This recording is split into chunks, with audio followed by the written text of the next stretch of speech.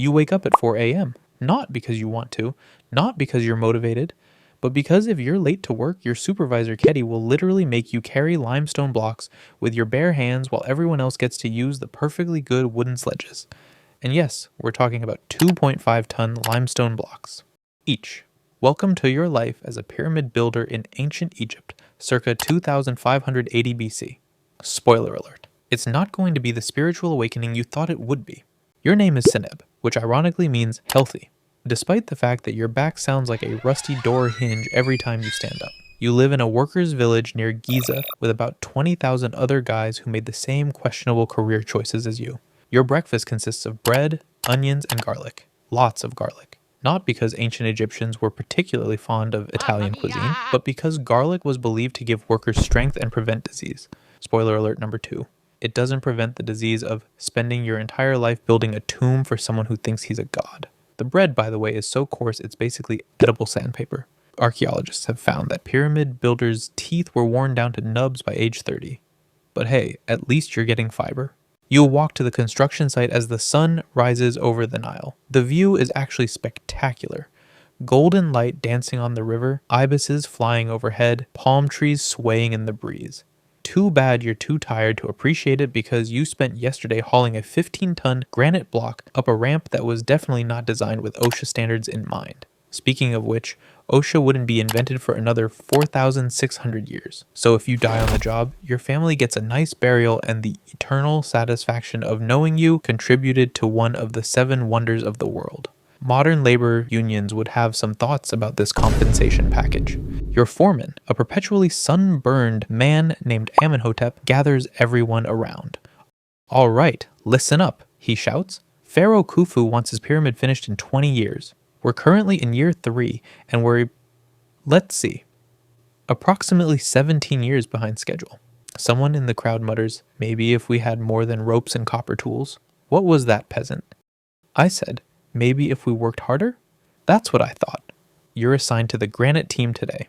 Granite blocks come from Aswan, 500 miles south, and each one weighs more than a modern SUV.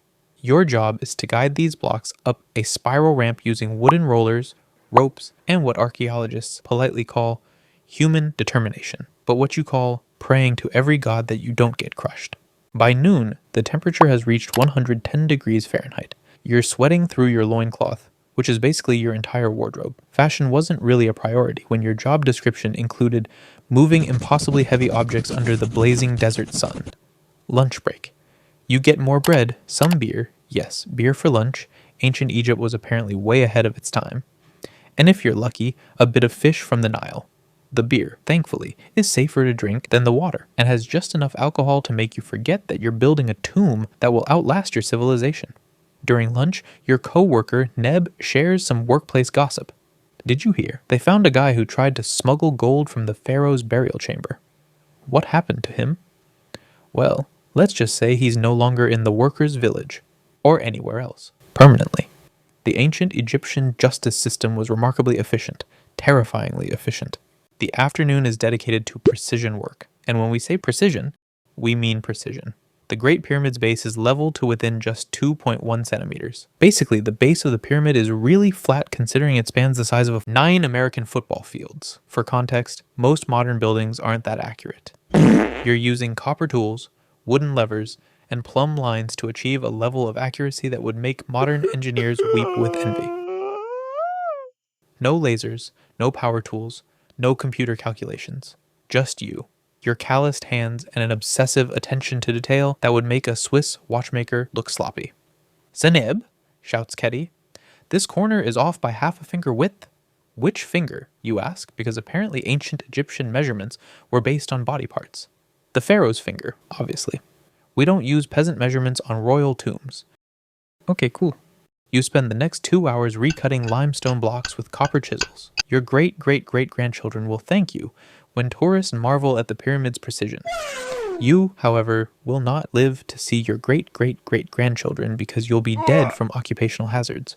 As the sun sets, work finally stops, not because of labor laws, but because it's hard to precisely place 2.5-ton blocks in the dark. Even ancient Egyptian project managers had their limits. You return to the workers' village, where dinner consists of, you guessed it, More bread, onions, and garlic. Sometimes there's meat, usually when a worker gets injured and can't continue. Ancient Egypt's recycling program was very thorough.